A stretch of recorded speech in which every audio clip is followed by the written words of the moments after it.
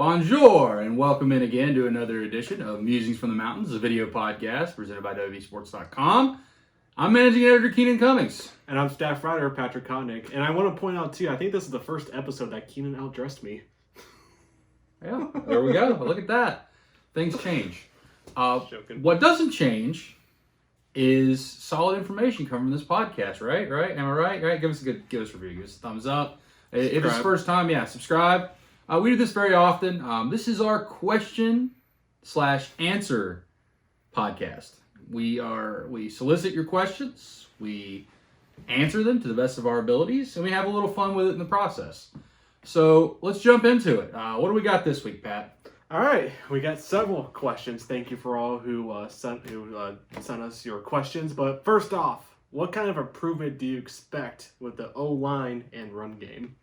Well, it's got to get better. I don't think it's possible it gets worse. I know you're concerned. Some of these questions that I've heard about tackle play, I think that'll play more in pass protection. Run play, the really big issues with the West Virginia was in the interior. They kind of got bullied in the middle. Some of that's due to youth. Some of that's due to inexperience. Guys not being strong enough, not being ready to play.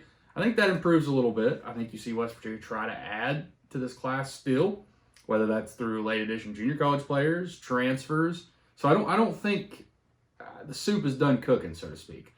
Yeah, I mean, 7 games, 51 or less yards, rushing yards, that is, this past season. It has to get better. I would feel like it could only go up from there. But Keenan mentioned they might still add some offensive linemen to this class. And as far as that, I mean, all I got to say is, man, you can never have too many offensive linemen. You need to build depth. And you need to get more bodies in there. And especially, we've mentioned over and over again how important this offseason is, as far as especially with a lot of those guys getting bigger, getting stronger, being able to take on some more of those Big 12 defensive linemen. It's going to be crucial. Yeah, I think that as a whole, West Virginia's got some young talent on the team. Mm-hmm. It's just a matter of it's young. And young is not a word you typically want to apply to the offensive line. More than any spot on the field, that takes the longest to develop. It's also the hardest to project. And the good thing is, too, some guys like Bryson Mays did get experience, but he's also someone who may not have been ready for the physicality that comes with being a Big 12 center. But he got a lot of experience, and if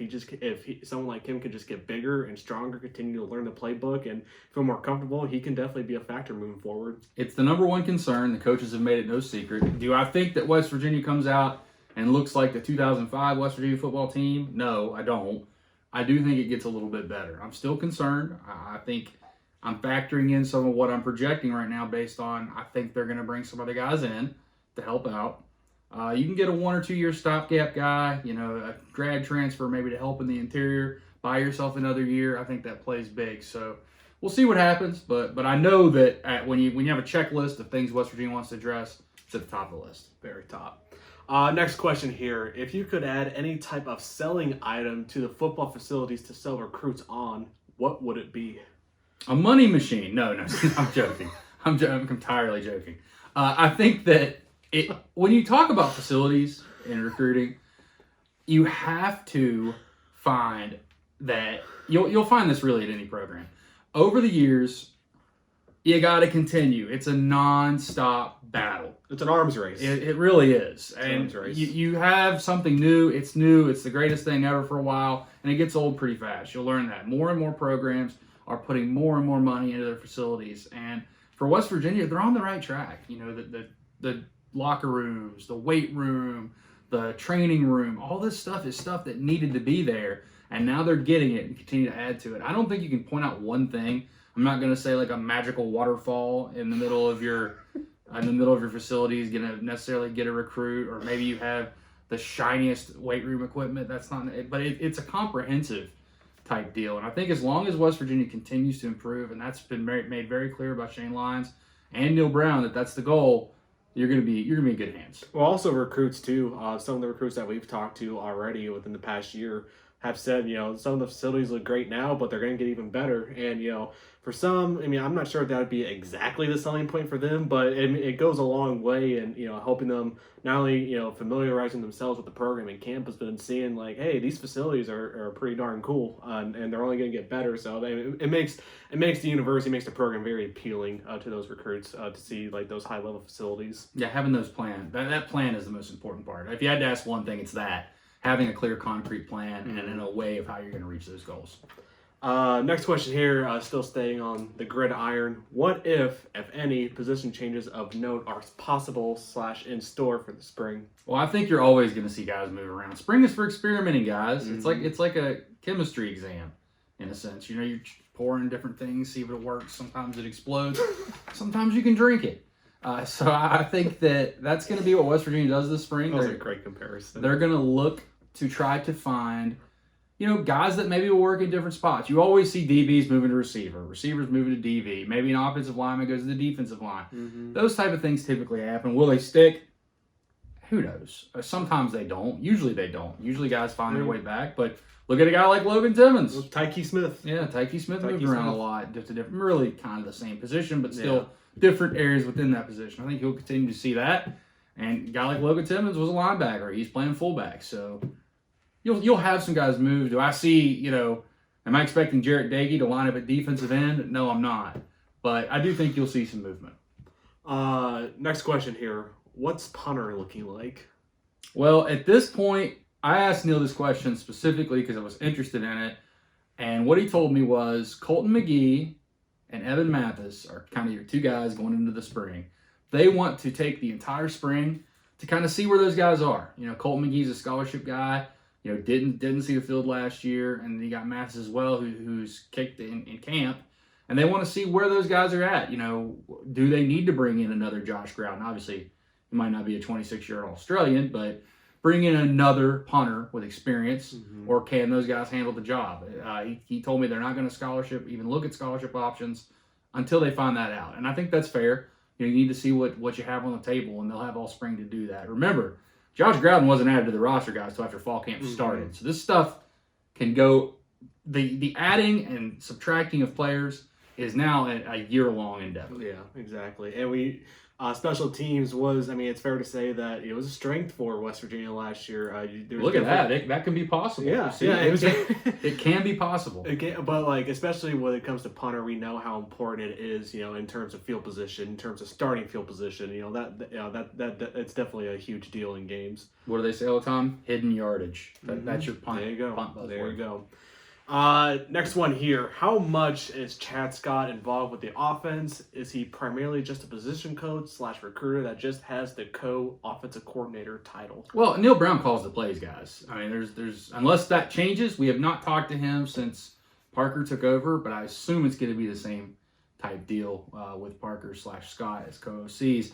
But Neil Brown calls the plays. These guys are involved in game planning, obviously. They have a big hand on there, but really, he handles the running backs and the run game. And then you have Moore, who does the same thing with offensive line, and Parker's going to take over at wide receivers. Now, will this shift with him coming in, with Parker coming in? It could. Do I expect it to? No, because typically that's something that takes a while for guys to give up. If you remember, Dana didn't want to give up play calling. I don't think he ever really wanted to give it up, but he finally did to Jake Spavital. So we'll see how it goes, but at this point, it is what it is. 2 more questions left here. Second to last one. When will we know if Jacob Gamble is in? Also, when will potential transfers start visiting? When did West Virginia bring them in last year? Well, this is kind of what I was talking about a little bit earlier. Yeah. With Gamble, it depends on a couple things. To my knowledge, he has not taken an official visit yet. That's important. Why is that important? Because that means you could really bring him in at any time. It doesn't necessarily mean he has to sign next Wednesday. You could wait and make sure that everything's in order. Sign him in March. Just bring him in May after he graduates. Bring him in June. So there's a lot on the table here in regards to when he could show up. If you want to know the real answer, it could be anywhere between he could sign his letter of intent Wednesday or he could show up in August. So there's a big window there. When it comes to guys visiting, guys transferring, some of them last year in May, some of them in June. Yeah, like I mentioned, Grouden was in August. So there's a large window now when these additions, subtractions. What you have to remember is really the golden thing to keep track of is how many spots are available. And really that's kind of misleading it too, because at times they can add or take away from future especially classes. Injuries happen if they had the spot available. And one thing you got to remember too with numbers, and this is, I can't drive this home enough. There is not a finite amount of numbers that coaches are ever going to take in a class. It changes night and day. I did an article not long ago, talking about needs from where they started to where they finished in this past class. Drastic shift. And that's going to happen every time. When you have attrition, guys get hurt, a lot of everything. So basically, keep your eyes open. It can happen anytime between now. You never know. Or maybe even once fall camp starts. So the window now for roster management is quite large. Yeah, and that's why spring's gonna be very important. Not only did we mentioned earlier about them moving guys around, but also gives them a chance. It's a big evaluation process too. That they feel like, and we saw that with Punter when Keenan asked Neil about Punter. Punter said next question, and then that soon after that's when Groudon was brought in. So big evaluation period, and then you keep your eyes out for potential add-ons and transfers from there. Final question here. It's my favorite one. Do you think Coach Neil Brown and other staff members read Blue Lock content? Can't keep them away from it. No, I do think that maybe not Coach Brown. I don't know. I've never asked him. But I do think that people that need to know, want to know, definitely have their eyeballs on things. I think that goes without saying. It's part of the process. I don't think that's a shock. I think that, you go across, these guys are sometimes, some guys don't pay attention, other guys do. It's a matter of, I guess, personal preference. But if you're worried, if somebody's reading your post, think about that. For next time you post something you might regret. There you go. That's my public service announcement. Thank you for tuning in again. This has been another fun-filled edition of Musings from the Mountains. We'll be back soon, likely to recap Texas Tech, maybe get into some Kansas State this weekend. But you never know. Well, we show up whenever. Right? Yeah, whenever. There's no schedule. Whenever, yeah. We're just glad you're along for the ride. But thanks for tuning in again to another edition of Musings from the Mountains.